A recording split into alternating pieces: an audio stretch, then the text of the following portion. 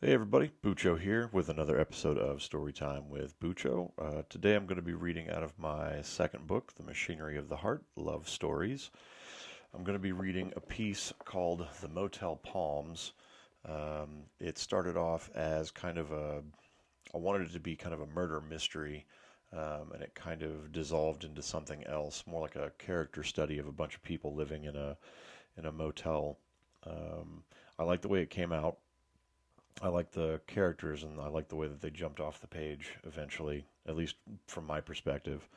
Um, I think the ending probably could use a little more work, but I'm still really happy with this just as a general whole. So I hope you enjoy.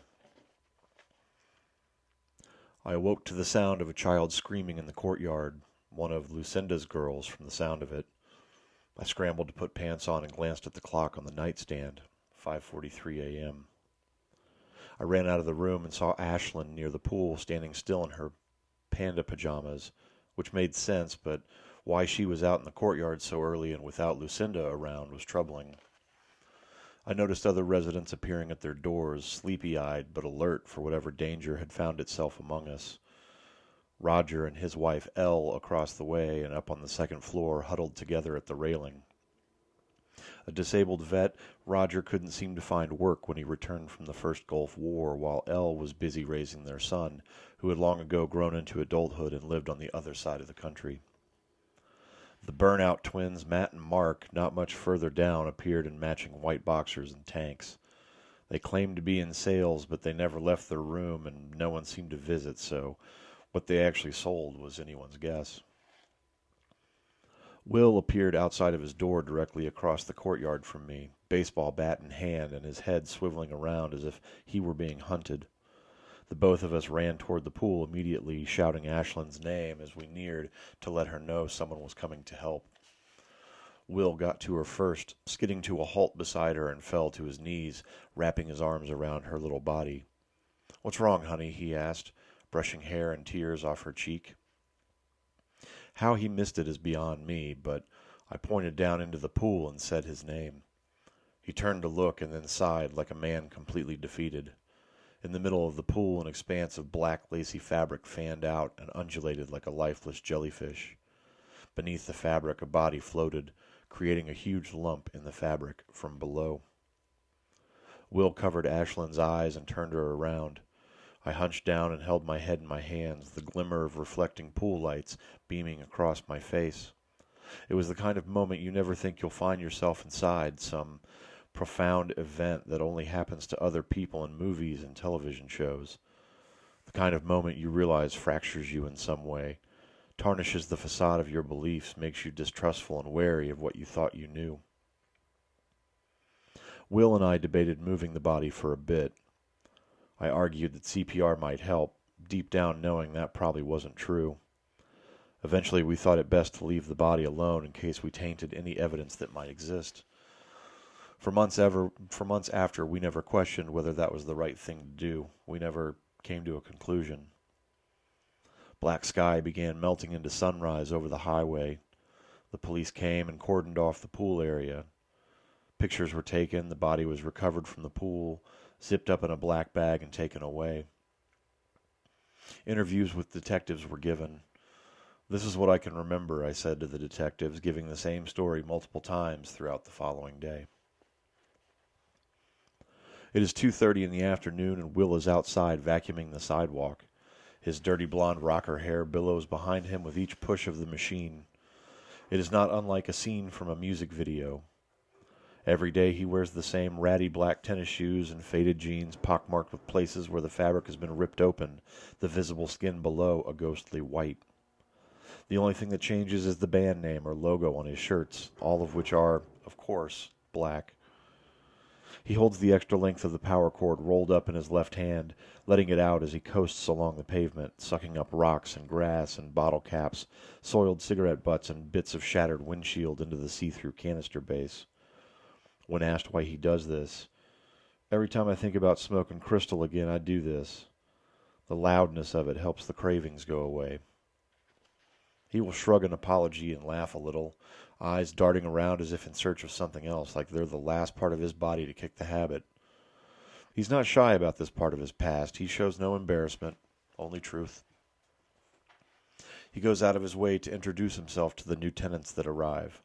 He tells them his story, how Los Angeles ruined him, how for all the devils he'd befriended the city was inappropriately named, how he was here now and could hear himself think again, how he was always around if they needed help with anything. A few of the tenants nod and scurry off, but most seem to appreciate his candor, especially when they realize he's harmless. Strange, sure, but harmless. You sure about the harmless part? The second detective asked, his eyebrows raised. Positive. He may not look like much, but he's solid people. But he was into drugs. Was being the key word there. We've all made mistakes. They shouldn't have to follow us around after we've made amends for them. The detective snorted and motioned for me to continue. Sheila smokes cigarillos all day. She spends the morning in sunglasses leaning up against the railing of the second-floor balcony overlooking the sunlit parking lot, a constant plume of smoke billowing up and out. In the afternoon, she drags one of the furnished chairs from her room, sits and props her feet up on the railing while the shade cloaks her from the passerby below. No one knows what Sheila does or how she pays her rent. Her history is a rich tapestry of half-truths or outright lies spoken, unabashedly and irrationally overlapping, to anyone with half the stones to inquire. The time frames shift, the names of people and places in her past change. Unlike Will, no one knows her truth, but she seems to prefer it that way, actively pushing a protean persona that cannot be pinned down by anyone. She is slippery without fully intending to be. It is simply her nature to keep her distance and to keep people guessing. She always drinks from a steaming mug, the tendrils snaking up and out from the rim no matter the weather outside.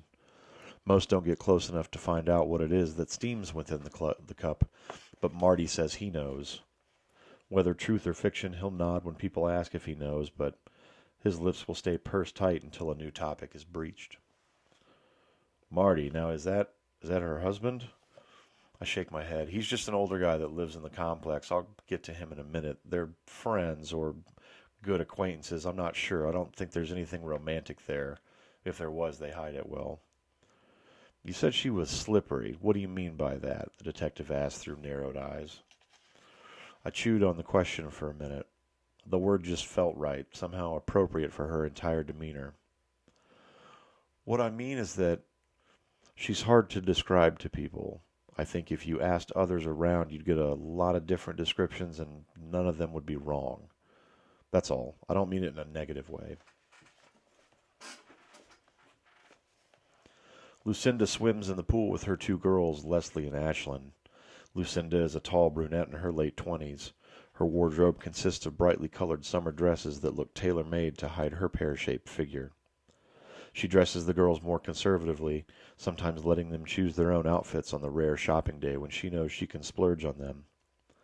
She wants them to know the difference between need and want.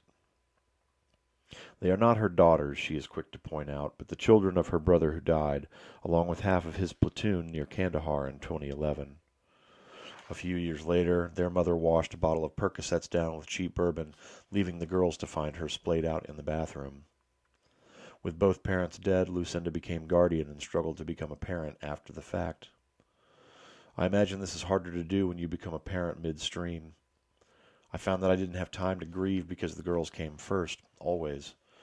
I carve out some time now and then when the girls are asleep and I can't find the way there myself. I see my brother's face in the popcorn coating of the ceiling some nights, which is both weird and comforting at the same time. Lucinda wades in the pool, watching Ashlyn splash water into Leslie's face. They are all smiling and enjoying the heat of the cloudless day. Lucinda wonders if she will ever tell them the truth about their mother's suicide. She looks up, shielding her eyes from the sun, and waves up at Sheila. Sheila does not return the gesture. Now, Lucinda is the guardian of Ashlyn, the little girl that found the body. Have I got that correct? Correct. And do you know why Ashlyn would have been out near the pool so early in the morning? Not a clue. You'd have to ask Lucinda how that happened. Is she a bad guardian? Does she abuse the girls, or is she negligent with them? If she is, I've never seen it. I've only ever seen her act like their mother in every way possible. Strict to a point, but playful. The girls seem happy, all things considered. Martin, people call me Marty, hobbles around the complex on his cane, sweating profusely through his undershirt. He has his groceries delivered to him either by an outside service or by Will, begrudgingly, as the constant vacuuming is an annoyance, drug sickness or not. But usually Will handles it as it means the complex will be quiet for a while. Martin believes that the nature of man cannot change no matter how much time or religion gets injected into his life. Sure, it's quiet, but I'd put money on that boy not returning someday. I'll give him my money, and poof, he'll just disappear down some rabbit hole with an old drug buddy and never come back. Probably find him sprawled out in a ditch somewhere dead or convulsing from drug-induced fever. He makes his way to the fence surrounding the pool and leans against it. Leslie and Ashlyn wave and scream, "Hi, Uncle Marty," as Lucinda backs away from the splashing, making her way to the pool's edge.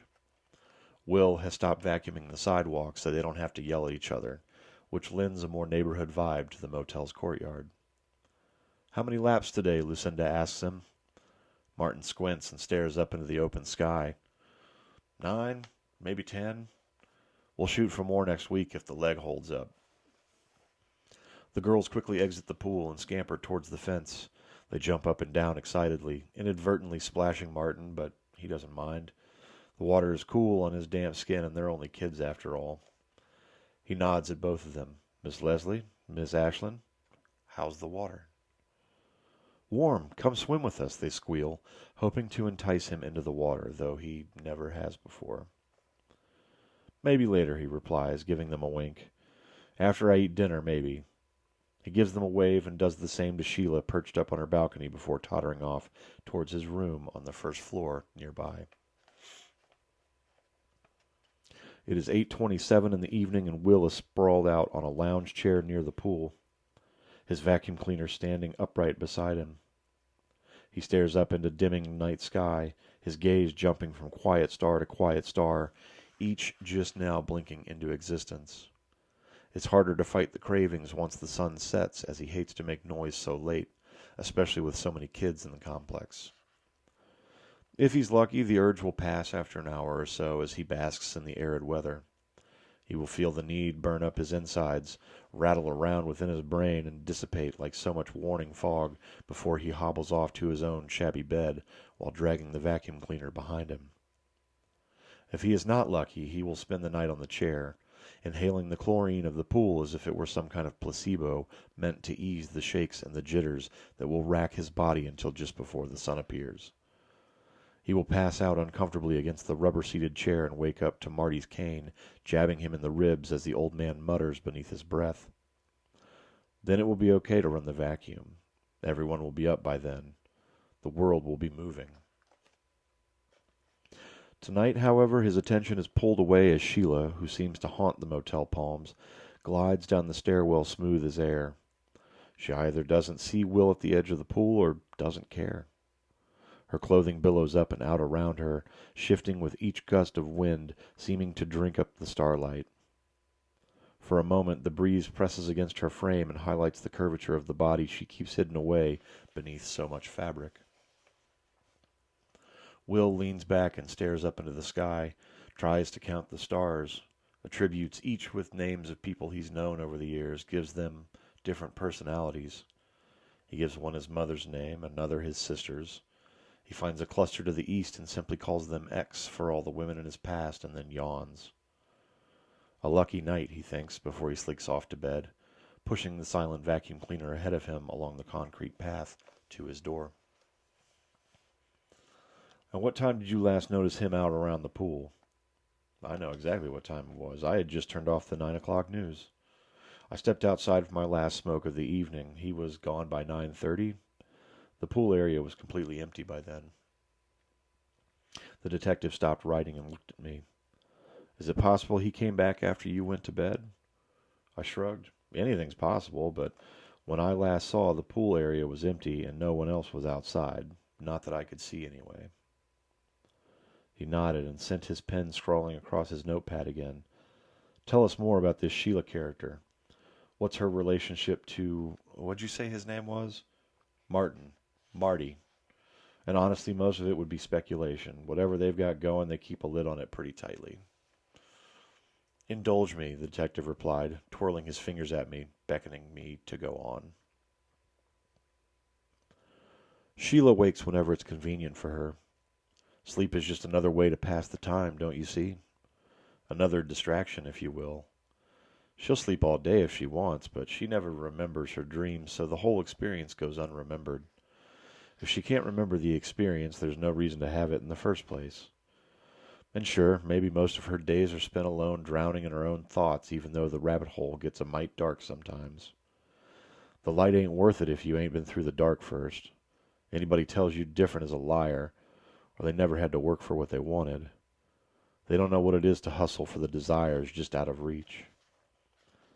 No matter when she wakes, no matter how much light is left in the day or how much long ago it left, she'll make mushroom tea. She'll brew the stems and caps of the psychedelic fungus with 2 bags of chamomile to mask their musty, earthy flavor, and smoke one of her cigarillos down to the nub. She'll step outside and lean on the railing, smoking, sipping, and looking down on the courtyard like some kind of ancient empress surveying her queendom. She'll finish her tea and her smoke.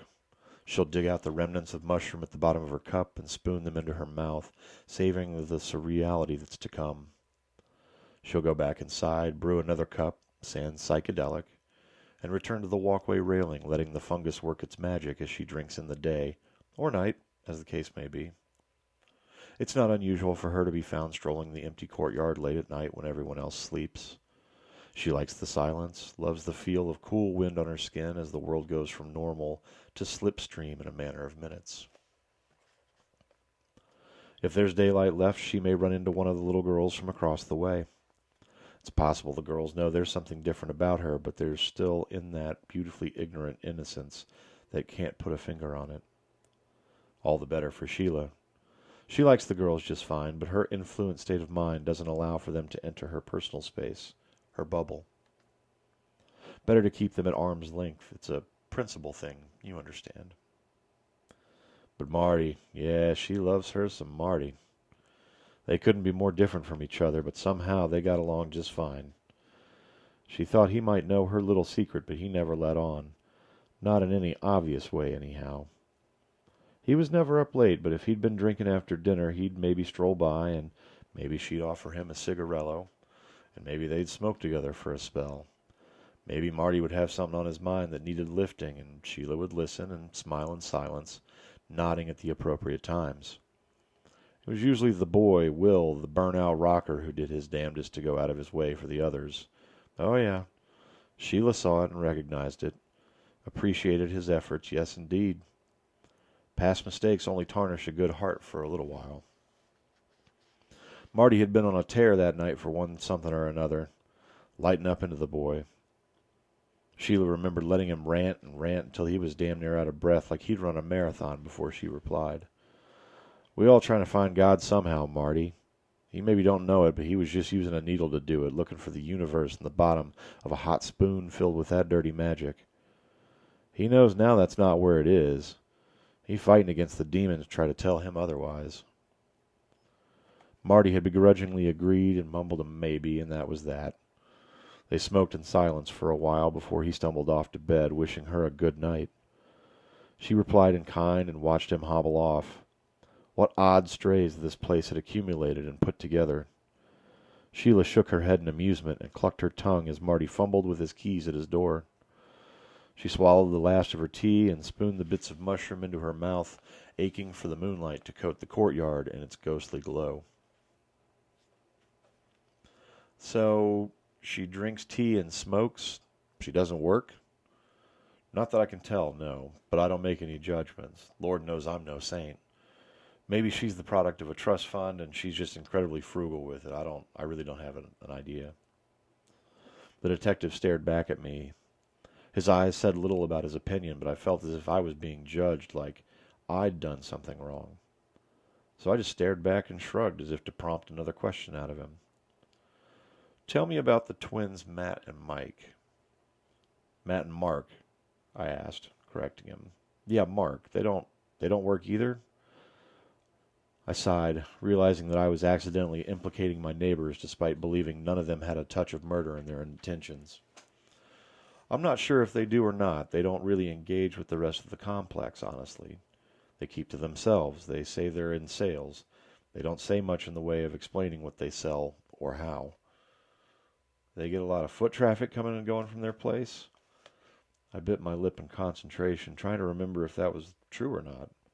No, I don't think so, I said, shaking my head slowly, unsure about the truth of that statement. I thought about the location of their room, there right on the corner of the building. There was, in fact, a second stairwell leading to another parking lot on the back side of their part of the complex, so it's possible they had more visitors than I knew about. But my speculation wouldn't help anyone, so I kept that information to myself. Matt and Mark had simply appeared in the complex one day. No one remembered seeing them move in, no moving truck, no furniture, nothing, just poof, and they were there. Born to an alcoholic mother and a deadbeat father, they had at least been born intellectually gifted. Both had done well in high school, despite being bullied nearly the entire time. And while the bullying brought them closer together, making them damn near inseparable, Matt's temper had a shorter fuse than Mark's. Their temperament is what set them apart and made it easy to distinguish one from the other. Matt became the more vocal of the two, while Mark was content to blend into the background of any situation. Matt also had a more haunted look about him due to his frequent bouts of insomnia. One day, shortly after moving in, someone came knocking. Matt had answered the door, irritated that his gaming had been interrupted. The black woman from across the way stood in the doorway, framed by the sunlight, spilling in around her like an apparition asking for permission to enter. "Hey," he said, nodding toward her. "Hey yourself, boy. How you finding the Motel Palms?" she asked, slinking into the room past him as if she owned the place. Mark stared at her from the table in the kitchen. He was in the middle of making a peanut butter and jelly sandwich. "It'll do," he said with a smile, waving at her. "I'm Mark. That's my brother Matt." Matt glowered back at him before turning his gaze to Sheila, who ran her fingers along their shelves and computer desks, smiling with a cocked eyebrow as if she knew a secret or three. "Can we help you with something, ma'am?" Matt asked with heavy emphasis on the ma'am part. "I don't recall asking you in." "Tisk, tisk, Matthew. It's impolite to leave a lady on your doorstep. People might talk," she replied in a silky voice. She saw that the room was fairly bare bones. 2 computer desks in the living room, 2 computers, no art on the walls, no pictures of family or friends anywhere. Several empty cola cans sat on each desk. "I got a feeling you boys know a thing or two about a thing or two. Maybe procuring some third eye-opening substances for a woman in need?" "How's that again?" Matt asked. "I think somebody may have lied to you." "Nobody done told me nothing, honey. You both just got that look about you. Besides," she started, letting the word hang in the air, "I can see a little paraphernalia and the remnants of a few things here on both your desks. You just give Sheila a holler when you hear about something making its way around. I don't mind paying a fair market price." She began walking to the door as if to leave. "Who's Sheila?" Matt asked, completely baffled at the woman's appearance and demeanor. Who the hell was she to walk in and make assumptions like she owned the place? "I am, sugar," she said, coming to within an inch of his face, looking him up and down. "I am." With that, she walked out the door and sauntered across the second-floor walkway back to her room. Matt stood in the doorway and watched her all the way to her room, his eyes burning into the back of her as she moved. Like water, he thought. She moves like water. Mark left his sandwich in the kitchen and joined Matt at the door, watching the strange woman walk away. "She seems interesting," he mumbled. "She seems dangerous," Matt replied, pushing his brother back into the room before shutting the door behind them. And that was how Sheila found a constant supply of her favorite psychedelic. Not by force, not by threat, but purely by intimation and a wild assumption that turned out to be correct. Hackers by trade and by hobby, Matt and Mark had figured out a way to make a living using the dark web, the part of the internet meant for those that knew how to find it, those looking for a little extra something to enhance their lives. The twins acted as middlemen for buyers and sellers without ever having to touch whatever the product was itself, and made plenty of money to live in the process. Ergo, no day job for either one of them. Could they secure a little something something for their pushy neighbor? Sure. Was it smart? Not even a little bit. The lack of face-to-face contact was what kept them safe and out of reach. This was an altogether different situation that put Mark in a sour state of affairs. You mentioned another couple, the detective asked, flipping through his notepad. Roger and Elle? I nodded, finally taking a sip of water from the cup another officer had given me earlier during the interrogation. Solid people. They don't really interact with everyone else the way Marty or Will do, but they're usually friendly when it occurs. Not sure which war he was a part of. Desert Storm? Maybe. He doesn't like to talk about it, so we don't push the topic, and Elle keeps her mouth shut pretty tight, too. Otherwise, Will would be the one to talk to, as he runs errands for them when Roger has his bad days. The detective looked up from his notepad. Bad days? Shit, I'd done it again. Accidentally put someone in the detective's warpath unnecessarily. Of course Roger had bad days. PTSD didn't discriminate. Yeah, bad days. Yelling, storming around. Elle keeps him away from everyone, especially the kids when it happens. But yeah, we all kind of know when it's happening. We all like to look out for each other whenever possible. Mm-hmm. He scribbled another note or two in his notebook. What does Will do for them? Like I said, errands. What kind of errands? He asked. Mostly groceries, I imagine. Same thing he does for Marty on occasion. Same thing he does for Lucinda and her girls. Just errands. I didn't know how to explain it better than that. I could feel my mouth drying out despite the cup of water. Elle handed Will a piece of paper and a wad of cash. It's okay if you get the cheaper brands, she said from behind the partially opened door. It was no secret that she often sported a new bruise or two every so often, but they usually came when she tried to calm Roger down from one of his spells. He never knew what he was doing, or had done, until later. When the realization came, he'd walk around the outside of the entire motel complex over and over like it was some kind of penance. Will had seen him out walking earlier, so he understood why Elle was hiding behind the door. How bad is it today? He asked gently. Elle shook her head. It's okay. It didn't last long, thankfully. I was able to talk him down pretty quickly. Will nodded sympathetically. Okay, well, I'll go take care of this and I'll be back shortly. Thank you, Will. If there's any change left over, please just take it as payment. She said this every time, and while there was change each time, too, Will never took a dime. Sure, he replied with a smile. I'll see you. Elle nodded and shut the door as he walked off across the parking lot to the grocery store 2 blocks away. She locked the door and felt the deadbolt slide into place. She turned around and took stock of the damage this last episode had caused and sighed. It could have been worse, honestly. The coffee table lay on its side and an ashtray had fallen upside down, spreading ash and old butts across the floor. Beyond that, nothing was broken. Things were just out of place. His laps around the motel were never the same. Sometimes he'd walk for hours, hoping to exhaust himself into a sleep that he couldn't wake from until early the next day. Some days his laps only took an hour, but she always had time to clean up the mess left in his wake before he returned. The house would sparkle and shine until the next episode came. He'd knock. She'd open the door gingerly. He'd enter. A look of shame plastered across his face. She'd take his head in her hands gently and kiss him once. He'd take both her hands in his, kiss the tops of each, and then kiss her forehead before embracing her. They'd stand like that, neither saying a word, and then slowly they'd move back into cautious normalcy until the next episode, of which there was no warning, no hint of its onset. It pained her to look at the bare walls, though. Wedding photos and old photos of friends that no longer kept in touch, family who didn't understand why she stayed with Roger. All had been taken down after the 3rd or 4th episode when she realized they'd be a recurring thing. A few frames had fallen off the wall, others had been forcefully removed and thrown across the room. Rather than constantly replacing broken frames and shattered glass, she packaged up all the photos and kept them boxed up in the closet, hoping that a future episode would not lead Roger to them. It was a genuine fear that snuck into her dreams and forced her to watch as his hands, the same ones that held her, tore each photo into pieces. Over and over again, Elle's nightmares scared her more than Roger's episodes. Unintentional bruises could heal, but she couldn't deal with the possibility of losing photographic proof that there was a time before the episodes.